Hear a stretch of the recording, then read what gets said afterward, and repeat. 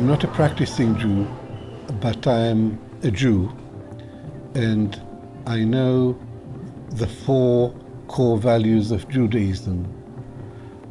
They are altruism, truth, justice, and peace.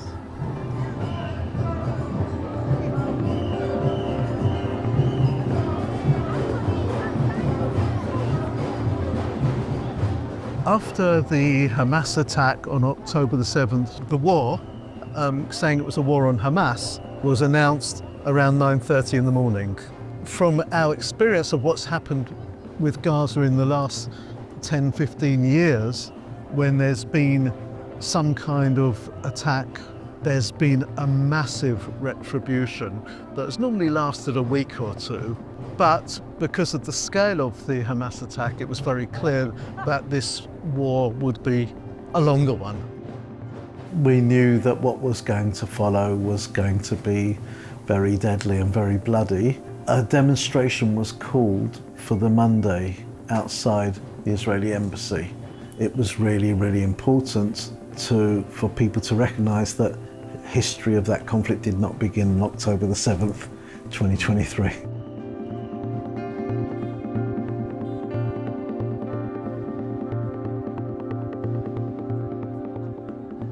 In Oxford, the students reacted very angrily to the Israeli assault on Gaza, and they had an encampment.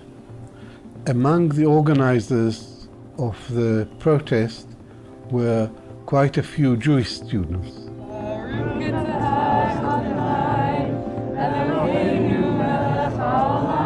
But there was another group of Jewish students, pro-Israeli students, who protested about the encampment. They felt uncomfortable going there because they were Jewish.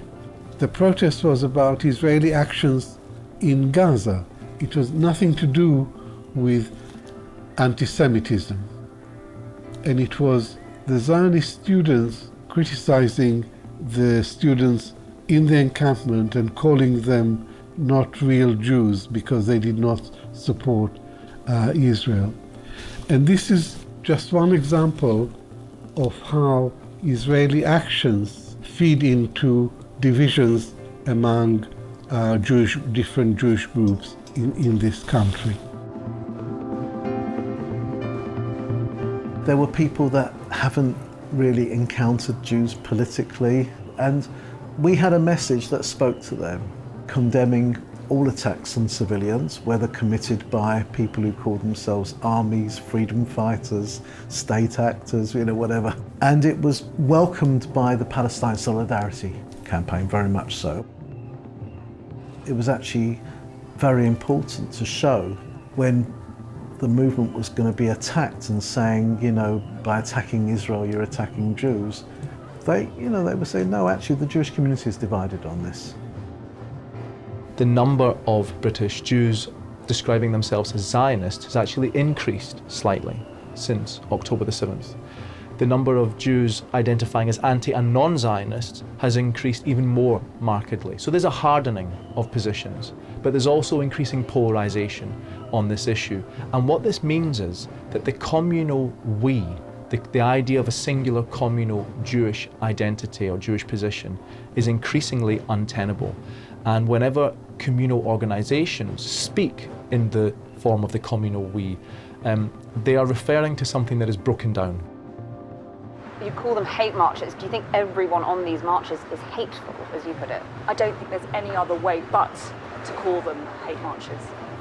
The right wing of the Tory party, some of the further right, Tommy Robinson crowd, and the leaders of the Jewish community, or self-proclaimed leaders, they were pushing this propaganda that these are hate marches.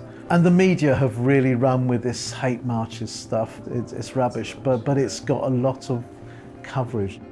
Suella Braverman was an extreme example of this attitude of highlighting anti-Semitism, trying to make political capital out of it.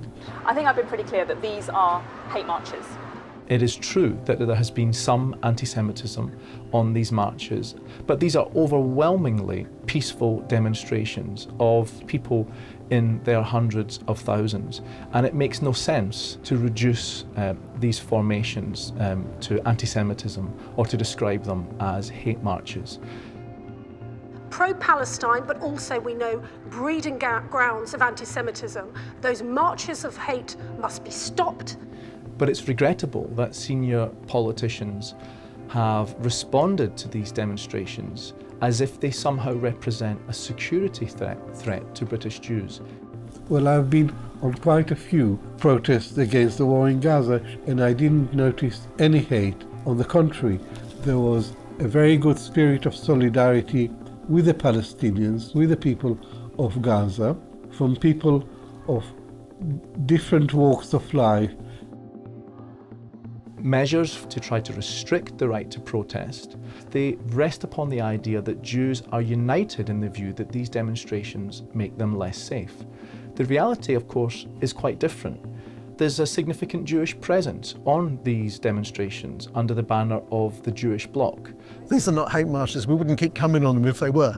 Yeah? And if anyone wants to find a Jew to attack on the march, who's part of them, anyone on the march, to express hatred, we don't hide. We've got all our Jewish banners. Some people wear tallis, they wear kippah, you know, they can find Jews if they want to abuse them, but that's not our experience whatsoever. There's been members of the Jewish bloc who are not only marching, but are on the platform at every one of these marches. As is known, my name is Daniel, and I'm honoured to speak on behalf of the Jewish Bloc for Palestine.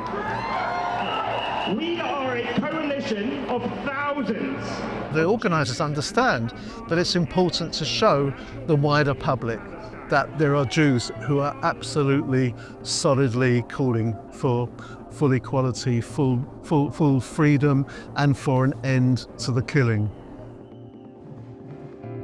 A lot of the people here do not consider themselves Zionists.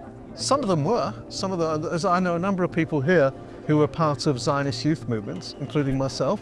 But, you know, people have re-evaluated, and that process is continuing. My history in the last 50 or so years is one of gradual disenchantment with the state of Israel. I served loyally and proudly in the IDF until the June 1967 war. The IDF was true to its name, or at least I thought it was true to its name when I served. It was the Israel Defense Forces.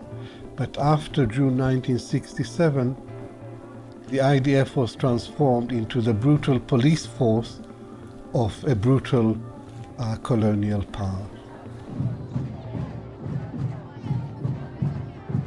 So we know that in 2013, as many as 72% of British Jews identified as Zionist, but today that figure stands at 62%.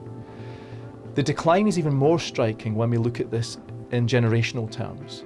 Among British Jews aged between 16 and 29, just 49% now identify as Zionist. In other words, there is a growing number of British Jews who are either anti or non-Zionist. We are showing our sympathy with the Israelis who are protesting, but we are showing our solidarity with the people who are standing up against what has become a genocide. I hesitated in the early months of the war to use the word genocide. Genocide is a very big word. The clincher for me was the Israeli denial of humanitarian aid, water, food, fuel, medical supplies to the civilian population of Gaza, using starvation as a weapon of war. That is genocide. I supported the students and gave many interviews on the media. The students gave me a T-shirt with the university logo which said, "From the river to the sea." I have been on national marches in London in protest against the war, and I chanted, "From the river to the sea, Palestine will be free." From the river to the sea, which is a call to arms used by terrorists. From the Jordan River, which is right here, to the Mediterranean Sea, which is right there. That will always remain in Israel's hands.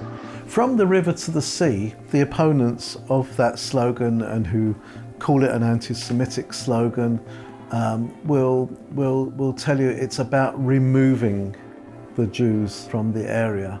Some people, usually right-wing, anti-Muslim people, say that it's the call for the violent destruction of Israel.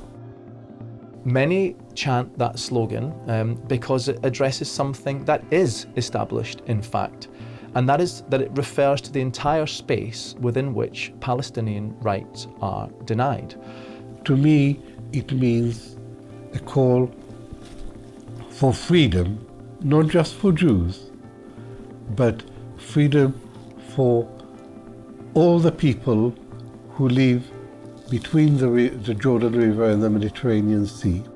So it's quite reasonable to assume that when people chant "from the river to the sea, Palestine will be free," they have in mind something that addresses the actuality of the denial of those rights in the here and now. And it's not at all clear that what they have in mind is the removal of Jews from those lands. This is not just a slogan, "from the river to the sea." It's a political program, because for many decades I supported the two-state solution to the Israeli-Palestinian problem. But Israel killed the possibility of a viable, territorially contiguous Palestinian state. On the question of two states, now we have a different point of view, obviously, because the purpose of a Palestinian state is to destroy the one and only Jewish state. Netanyahu's life mission is to prevent the emergence of a Palestinian state. So we don't have the option of a two-state solution.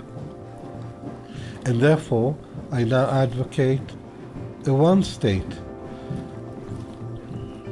from the river to the sea, one democratic state with equal rights for all its citizens, regardless of religion and ethnicity.